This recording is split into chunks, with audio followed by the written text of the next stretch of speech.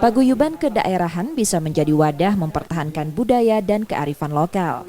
Hal tersebut jadi tujuan Paguyuban Campang 3 Family yang mempertahankan budaya dan adat istiadat Komering.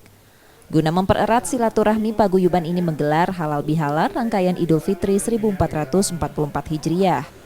Paguyuban menghimpun warga perantauan dari 5 desa, masing-masing Desa Campang 3 Ulu dan Ilir, Gunung Jati, Kuripan, dan Negeri Sakti yang berada di Kecamatan Cempaka, Kabupaten Oku Timur.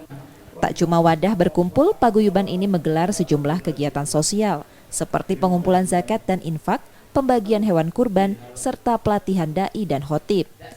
Dalam waktu dekat, pihaknya akan menggelar sunatan massal untuk warga kurang mampu. Jalan itu bantuan-bantuan sosial terhadap daerah Campang dan sekitarnya, dan bantuan JIS, zakat infak dan sedekah, serta kurban bersama.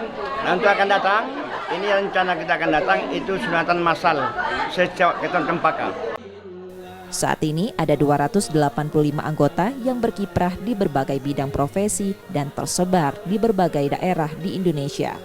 Kehadiran Paguyuban diharapkan memberikan sumbangsi pemikiran dalam pembangunan di Oku Timur dan Sumatera Selatan. M. Rizky Normizan, Kompas TV, Palembang, Sumatera Selatan.